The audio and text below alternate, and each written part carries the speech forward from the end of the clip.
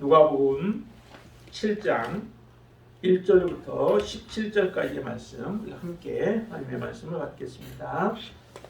예수께서 모든 말씀을 백성에게 들려주시기를 마치신 후에 가버나움으로 들어가시니라.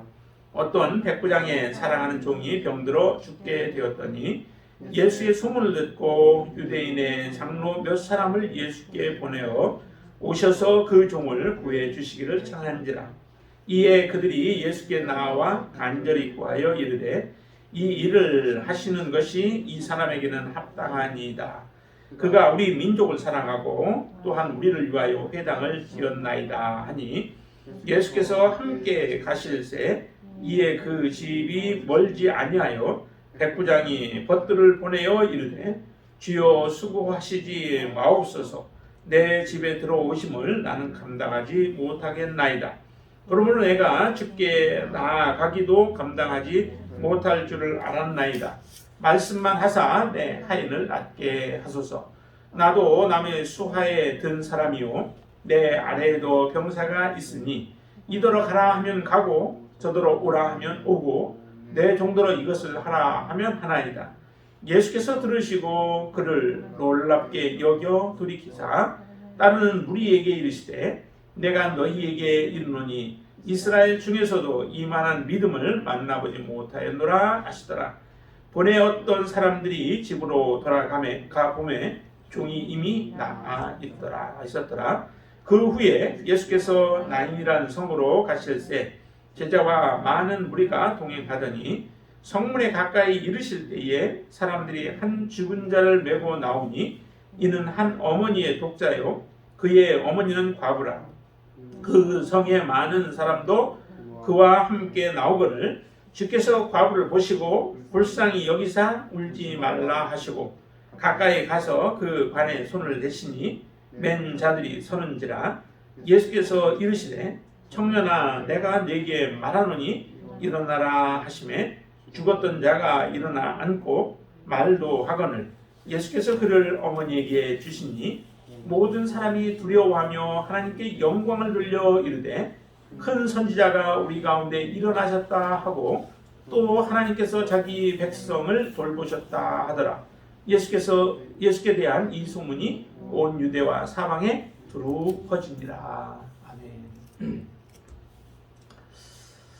두 가지 사건을 오늘 우리가 보았습니다. 하나는 백부장의 사랑하는 종을 병들어 죽게 되어진 그 종을 예수님께 의탁하는 거죠. 그래서 그것도 특별히 보면 여기에 이렇게 얘기를 합니다. 본인이 직접 가지 않고 유대인의 장로 몇 사람을 예수께 보냈다라고 얘기를 해요. 그것을 보면은 비록 백부장이고 군인이잖아요. 백부장이지만 모든 사람들과의 관계가 참 굉장히 좋았던 것 같습니다. 특별히 유대인들과의 관계. 자기가 통치하고 있는 그 나라의 장로들과 좋은 관계를 유지하고 있고 그리고 그들에게 여러 가지 도움을 많이 주었죠. 여기에 보면은 이 사람에게 지금 예수님께서 가서 종을 치유하여야 하는 것은 당연히 마땅히 그가 받을 만한 일을 했다라고 하는 것입니다.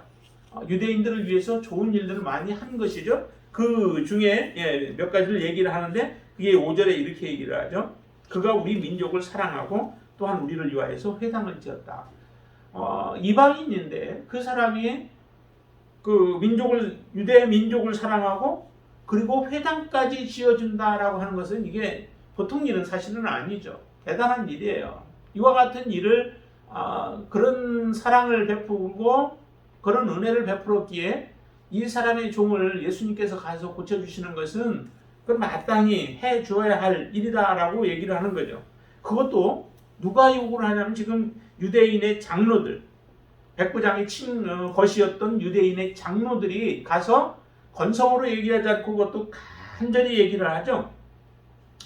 보냈더니 그 사람들이 그 4절에 보세요. 예수께 나와서 간절히 구하여 이르되 라고 얘기를 합니다. 그러니까 마음을 다하여 속에 있는 마음이죠. 그만큼 받은 것들이 참 많고 관계가 좋은 관계 속에서 유지되어지기 때문에 마음 다하여 성심을 다하여 지금 예수님께 간구하고 있는 겁니다. 참 이런 관계를 우리가 누리면서 또 유지하면서 살아가는 것이 참 필요한데 그리스도인들조차도 사실은 그렇게 살아가기가 쉽지 않죠. 우리가 좋은 사람과의 관계 속에서 모든 사람들로부터 사랑을 받고 모든 사람을 진정으로 사랑할 수 있는 그 관계가 되어야 하는데 이 백부장은 그게 아주 몸에 배었던 것 같아요. 그러니까 아까 2절에 우리가 보았던 것처럼 백부장의 사랑하는 종이 병들어 죽게 되었다라고 표현을 하고 있죠.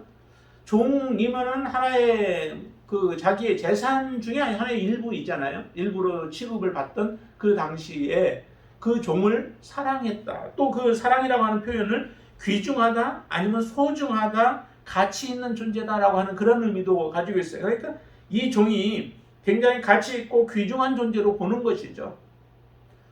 주인의 모든 필요한 것만 채워주는 게 아니라 정말 그가 그 가정에서 아니면 또 자기에게 맡겨진 일을 중성스럽게 잘 감당함으로 가치 있는 존재로서의 그 삶을 종도 살아간 거예요. 이런 관계가 유지되기 위해서는 사실은 주인에 대한 그 사랑하는 마음이 있어야 되고 주인도 성심성의껏 그 종들을 돌보는 관계가 이루어질 때 사실은 이게 가능한 것이죠. 주인이 그 악을 베풀게 되어지면 그 주인한테 진정한 마음으로 섬길 수 있겠어요? 없을 때는 그 농땡이 치다가 또 있을 때는 정말 이제 또 하는 척 하는 이런 모습들, 가식적인 모습들만 보여지지 않겠어요? 그런데 여기에는 이 종도 그만큼 주인을 사랑하는 마음이 있었고 주인도 이 종이지만은 그를 귀히 여기는 그러한 마음으로 대했기에 종이 죽어서 이제 병들어 죽게 되어진 굉장히 위중한 상태가 되어진 거 아니겠습니까? 위중한 상태가 되어져서 이제 얼마 있으면은 잘못하면은 이제 종이 죽게 되어지는 그 상황 속에 놓여졌을 때 더 이상 기대할 게 없고 또 더 이상 소망이 없는 그런 지경까지 지금 다다르고 있는 이 상황 속에서 예수님께 유대인의 장로들이 와서 간절하게 예수님 그 마지막 남은 그 소망을 예수님께 부탁하고 있는 것 아니겠습니까? 이렇게 해서 예수님 앞에 나와서 간구할 때에 예수님이 그들의 말을 듣고 또 그리고 그가 베푼 사랑을 보면서 그의 집에 가서 이제 이 종을 고쳐주기로 작정하고 예수님이 다가오시는 그런 모습들이 보여지죠. 6절에 보시면 이렇게 얘기합니다. 예수께서 함께 가실새 이에 그 집이 멀지 아니하여 거의 많이 다가온 상태죠. 그것을 이제 어떻게 알았던지 이 백부장이 다시 알고 다시 백부장이 직접 나가지 않았어요. 보니까 예수님과 백부장이 직접 말한 건 한 번도 없어요. 그런데 여기서도 보니까 백부장이 벗들을 보내어서 예수님께 다시 전가를 보내죠. 예수님, 우리 집까지 정말 오시지 마세요. 내가 감당할 수가 없습니다. 라고 하는 거예요. 수고하지 마옵소서. 내 집에 들어오심을 나는 감당하지 못하겠나이다. 라고 하는 그런 고백을 하죠. 참 이 모습을 보면서 예수님께서 이 백부장의 마음, 또 백부장이 예수님을 어떻게 대하는가라고 하는 것들을 우리에게 참 잘 보여줍니다. 실제적으로 지금 이 안에서 백부장과 또 그 유대인의 장로들 아니면 벗들 그리고 예수님과 대화하는 그 내용 가운데서 보면은 사실 믿음이라고 하는 말은 하나도 보이질 않아요. 그런데 예수님께서 9절에 보면은 예수님께서 그렇게 말씀을 하시죠. 이만한 믿음을 만나보지 못하였다라고 이렇게 표현을 해요. 내가 예수님을 믿는다는 얘기는 그 명령만 하시면 모든 게 되어질 것이다라고 하는 그런 표현은 있습니다. 그렇죠? 7절에 보면은 내가 주께 나아가지도 못할 줄 알고 단지 말씀만 하사 내 하인을 낫게 하소서라고 하는 그런 고백을 드려요. 그것도 이제 벗들을 통해서 그런 고백을 예수님께 전하는 것이죠. 예수님 말씀만 하시면 됩니다.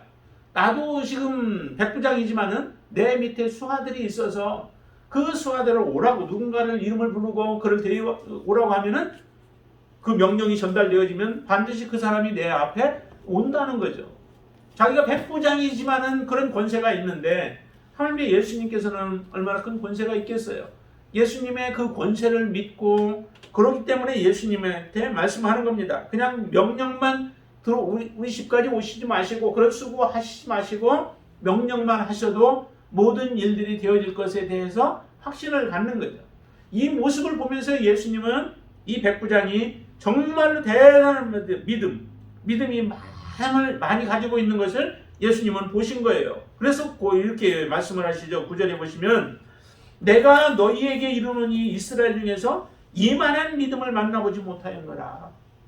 베드로가 고백했던 것처럼 주는 그리스도시요 살아계신 하나님의 아들이십니다 라고 하는 그런 고백을 한 것도 아닌데, 그런데도 예수님은 이 백부장의 믿음을 이만한 믿음을 내가 만나보지 못하였다라고 할 정도로 예수님을 참으로 기쁘시게 하고 예수님의 칭찬을 받게 되어지고 예수님의 은혜를 입게 되어지는 놀라운 역사가 일어나게 되어지죠.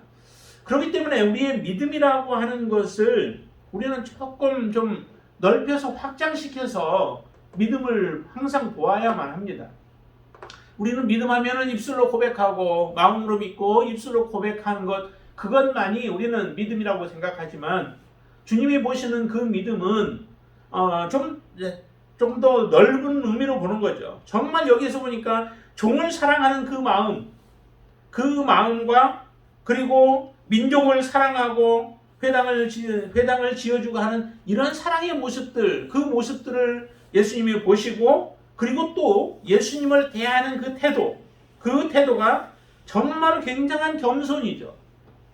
6절에서 내 집에 들어오심을 나는 감당하지 못하겠다라고 하는 그런 표현도 정말 겸손한 모습이죠. 예수님은 누구신가? 다른 사람들은 지금 예수님에 대해서 잘 알지 못해요. 단지 여기서도 이제 그런 고백을 하잖아요. 16절을 오늘 읽은 본문에 보면은 16절에 보면 이런 표현을 해요.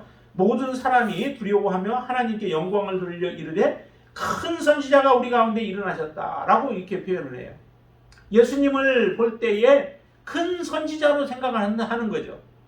그리고 자기들이 기대했던 메시아, 우리 현재 이 땅에서 우리를 구속할 그런 메시아, 또 우리의 정치적인 압박 속에서 우리를 해방시켜줄 그런 메시아 정도로 오시는 그 메시아를 그 정도로 생각을 했던 거죠. 그러나 예수님은 실질적으로 그런 분이 아니라 하나님의 아들로서 이 땅에 오셔서 우리를 영원한 구원을 허락해 주시는 분이 바로 예수 그리스도이신데, 사람들의 생각은 정말 예수 그리스도가 실제적인 예수 그리스도 그 메시아에 미치지 못하는 아주 낮은 그런 메시아관을 가지고 살아갔던 거죠. 그런 사람들 가운데서 지금 이 이방인 백부장의 그 믿음은 정말 대단한 겁니다. 예수님 앞에 설 수가 없다는 거죠. 예수님이 자기 집에 들어오는 것조차도 감당할 수 없을 만큼 나는 미약한 존재이고, 그리고 7절에서 그러므로 내가 주께 나아가기도 감당하지 못할 줄을 알았나이다 라고 얘기를 한 거예요.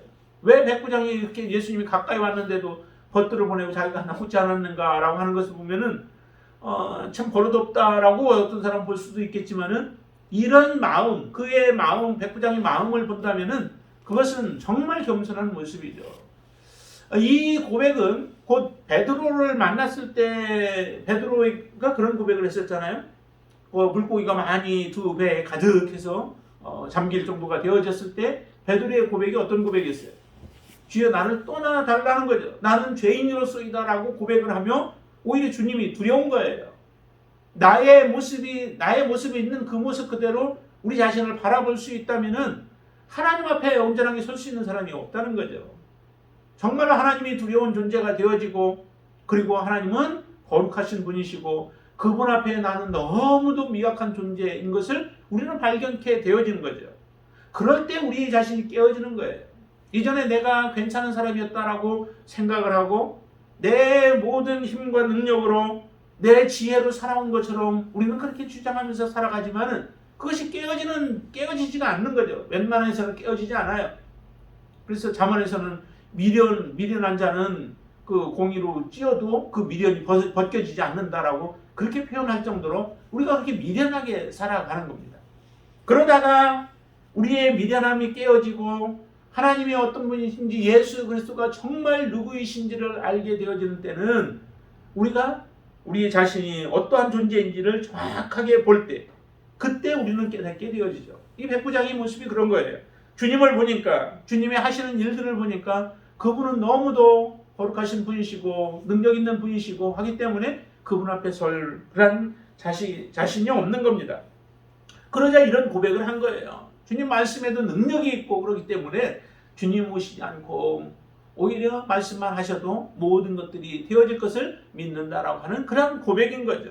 그러니까 주님을 대하는데 아주 주님을 존경하고 그리고 자신은 겸손한 모습으로 주님을 대우를 하는 겁니다. 참 가장 아름다운 모습 아니겠어요? 우리가 여러분들은 주님을 어떻게 대접을 하시나요? 정말 주님과 맞먹는 사람들 많잖아요.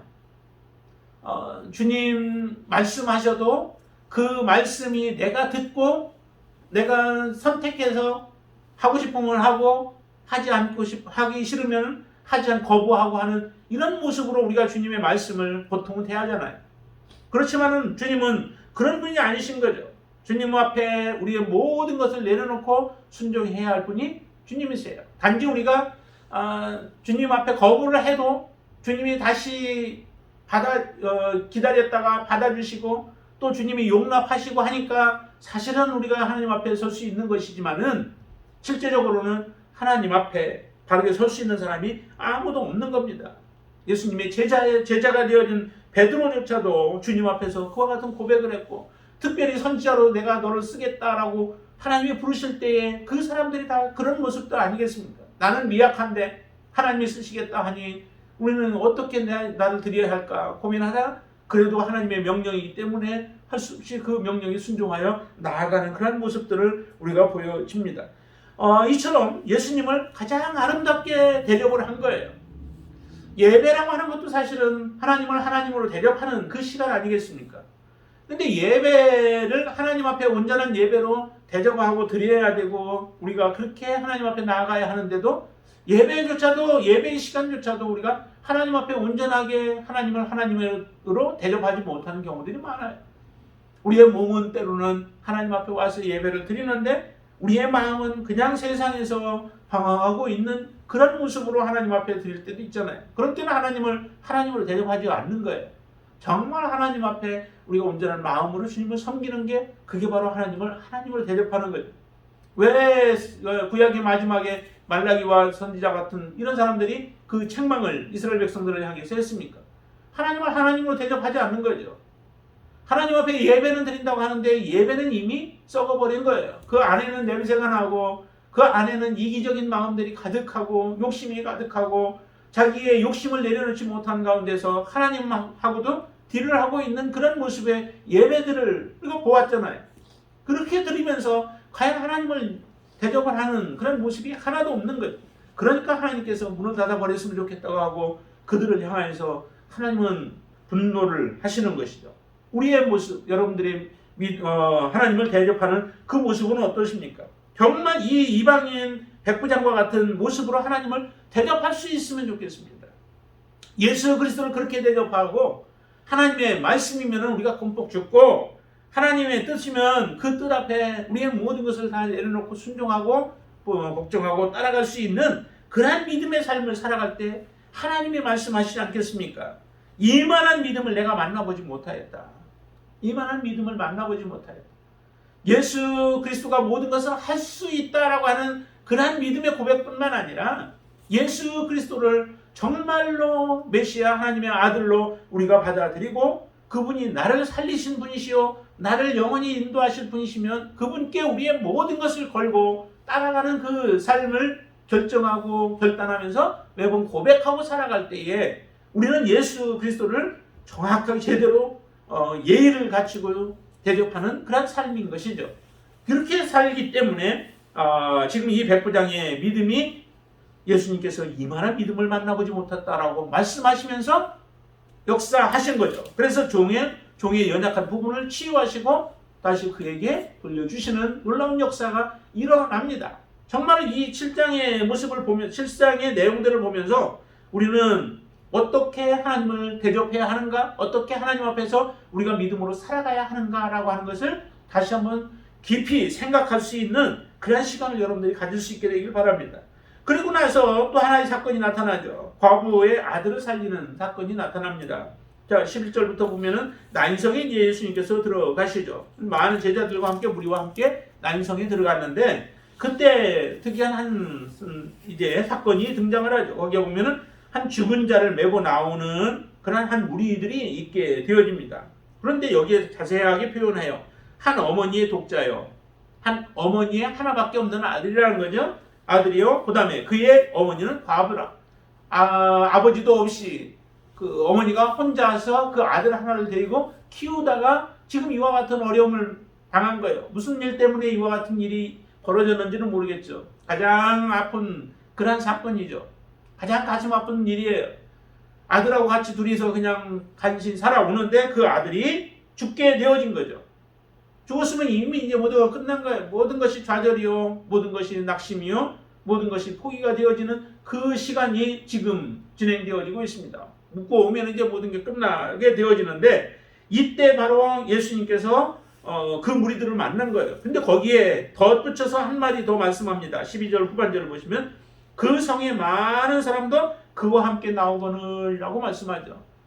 그러니까 이 과부의 아들이 죽은 장례식에 많은 사람들이 거기에 같이 동참한 겁니다. 어려운 가정에 또 어려운 형편에 그 둘이 살고 있는 가운데서 하나가 죽였기 때문에 사람들이 온 경우도 있겠죠. 그런 안타까움 때문에 같이 동참했을 수도 있어요. 그러나 또 한 가지 다르게 생각해 본다면은 이 과부가 얼마나 다른 사람들을 배려하고 또 사랑하면서 살았는가라고 하는 부분으로도 볼 수 있는 거죠. 그 관계가 좋지 않으면은 가고 싶었는데 가지 않잖아요. 이렇게 장례식이라고 해도 꼭 가지 않잖아요. 관계가 좋아야 하고 요즘 같으면은 많은 장례식을 다녀야 다른 사람도 그 장례식에 참여를 하게 되는 경우들이 많잖아요. 사람들이 대부분 그래요. 무언가를 받았을 때에 그 받은 것에 대한 보답으로 또 참여를 하게 되어지는 경우들이 많은데 그렇게 본다면은 이 과부가 그래도 많은 사람들을 섬기는 또 많은 사람들을 정말 사랑하는 모습이 그대로 보여지죠. 장례식에 가보면 정말 그 사람이 어떻게 살았는가라고 하는 것을 우리가 조금 알 수 있어요. 많은 사람들이 함께 하고 있는 것을 본다면은 그 사람이 이 땅에 사는 동안에 많은 사람들을 섬겼구나. 많은 그 일들을 했구나. 많은 사람들의 아픔들을 감싸주었구나라고 하는 것들을 알게 되죠. 그러나 반면에 사람들이 참여하지 않았다라고 하면은 그 사람의 삶은 엉망진창의 삶을 살아온 것을 우리가 그냥 단적으로 보아도 알겠죠. 그런데 이 과부의 모습이 바로 이처럼 성에 많은 사람도 그와 함께 같이 나오고 있다는 거예요. 그를 위로하기 위하여서 그의 아픔을 함께 하기 위하여 우는 자와 함께 울기 위하여 같이 동참하게 되어졌습니다. 여러분들 안에도 정말 이런 마음이 풍성할 수 있게 되길 바랍니다.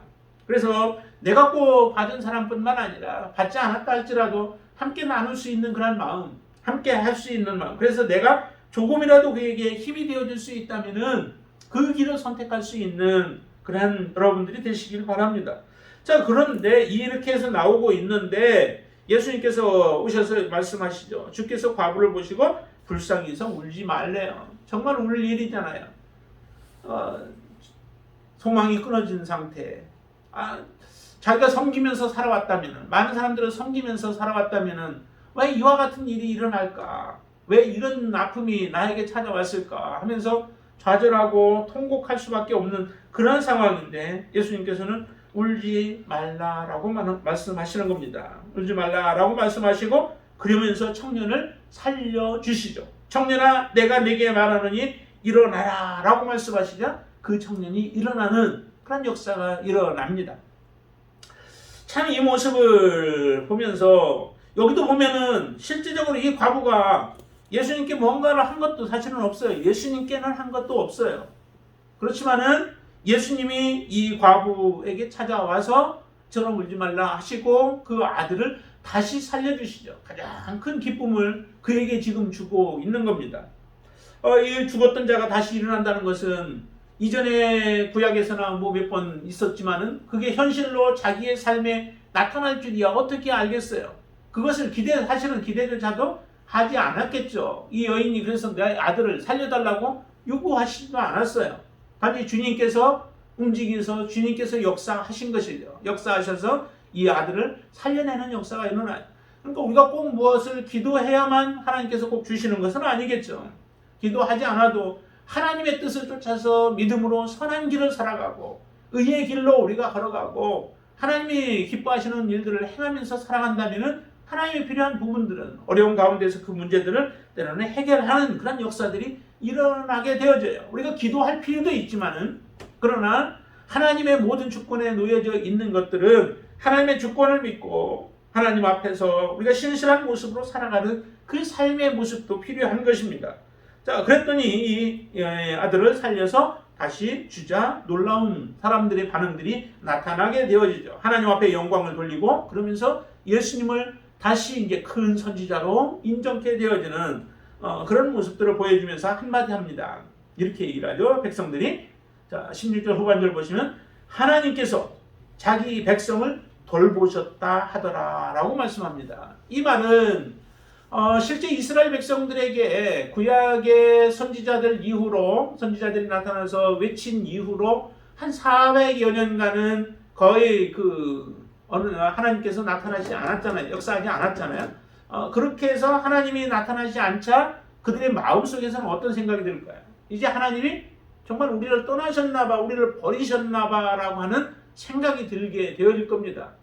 내가 믿음이 좋을 때, 그리고 하나님이 뭔가를 내가 필요할 때 기도할 때마다 응답해 주시고 또 내가 원하는 것도 마음에 생각하니까 하나님께서 이루어 주시고 하면은 하나님이 나를 참 사랑하시는가 보다 라고 우리는 생각하게 되어지지만 어려운 일들이 닥치고 어려운 일 속에서 우리가 하나님 앞에 부르짖는데도 전혀 하나님의 응답의 기미는 없고 정말 하나님이 침묵하고 계시고 하나님이 등을 돌린 것처럼 느껴지고 할 때는 우리가 그런 생각이 들잖아요. 이제 하나님이 나를 버리셨나 봐. 나는 이제 더 이상 하나님 앞에 나아갈 수도 없는 존재인가 봐 라고 생각하며 우리는 좌절하게 되어질 터인데 그때 이스라엘 백성들의 모습이 비슷한 모습들이란 거죠. 그와 같은 모습들.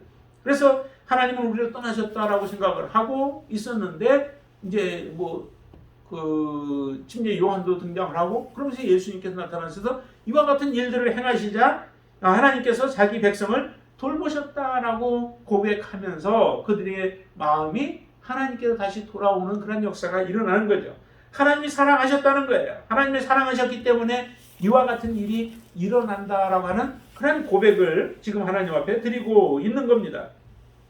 여러분들의 삶이 정말 어떠십니까? 여러분들은 지금 이스라엘 백성들이 하나님이 떠났다고 할 정도 그렇게 생각하는 것처럼 하나님이 정말로 나의 삶 가운데 간섭하시지 아니하고 또 나의 삶에 필요한 것들을 하나님이 공급해 주시지 않는다고 혹시 그렇게 생각하며 좌절하고 낙심하고 그래서 하나님을 떠나 있지는 않습니까?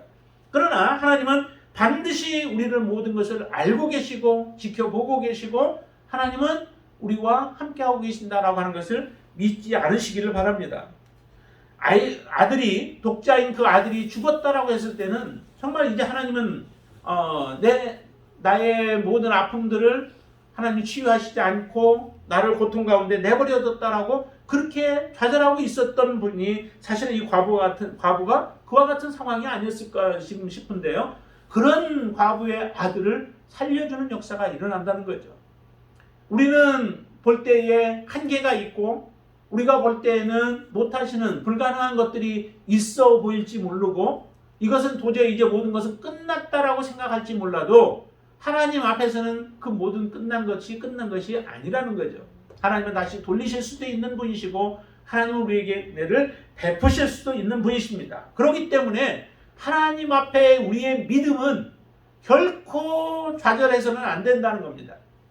우리는 모든 것은 우리 눈을 육신 눈으로 볼 때 또 우리의 마음으로 볼 때는 모든 것이 다 이미 끝났다라고 해도 하나님이 역사하시면 모든 것은 다시 돌이킬 수 있다라고 하는 것이죠. 그래서 하나님의 마음을 사는 것이 중요합니다. 하나님의 마음을 사기 위해서는 이 여인과 같은 모습, 그 모습이 필요한 것이죠. 많은 사람들을 향하여 지속적인 사랑을 베풀고 그렇죠. 그런 사랑이 없었다면 과연 정말 주님께서 이 장례식에 주님이 만나셔서 이와 같은 일들을 행하셨을까? 왜냐하면 당시에도 아이들이 죽은 경우가 여기만이 아니지 않겠습니까? 하루에 매일 죽는 사람들이 얼마나 많이 있어요. 그 많은 사람들 가운데서 이 과부의 아들을 만나서 살리시는 그 일들을 행하셨다라고 하는 것은 여인의 삶이나 이런 삶에 우리가 다시 한번 눈을 돌이켜 보아야 하는 거죠. 그가 많은 사람들을 사랑하고 섬기는 삶을 살았기 때문에 그것이 결코 헛된 것이 아니라는 거죠. 내가 섬겨놓은 그 섬김의 삶이 헛된 일들을 행한 것이 아니라는 거예요. 내가 하나님의 뜻대로 순종한 것은 다 의미가 있는 것이고 다 거룩한 것이고 또 하나님이 기뻐하시는 것들이라는 거예요. 그 일을 행하고 나서는 후회할 필요가 없는 겁니다. 나머지 하나님이 하시든 하지 않든 간에 하나님이 이 과부의 아들을 만나서 그 아들을 살려내시지 않았던 간에 그 여인이 행한 일들은 다 의미가 있는 것들이라는 거죠. 그 의미 속에서 특별히 예수님은 이것을 더 드러내기 위하여 또 보여주기 위하여 이 아들을 만나서 살려내신 줄로 믿습니다.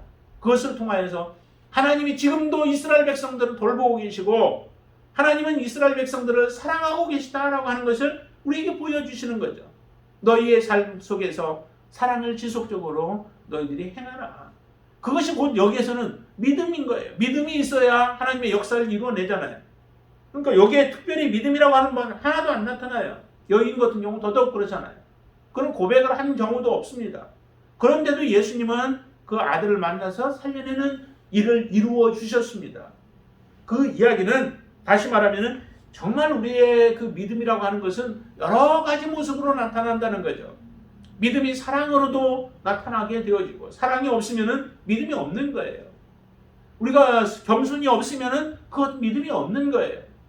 믿는다라고 하면서 우리가 늘 교만한 모습으로 살아가는 것, 그거 하나님이 기뻐하시지 않는다는 거죠.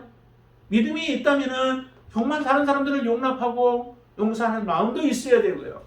믿음이 있다면 다른 사람들을 섬기는 삶을 살아가는 것, 이게 진정한 믿음이다라고 하는 겁니다. 말로 표현되지 않았을지라도 그가 한 예수 그리스도를 제대로 대접하고 또 예수 그리스도를 정말 사랑하는 그 삶이라고 하는 것을 우리에게 그대로 보여주고 있습니다. 여러분들은 어떻게 이제 살아가시겠습니까?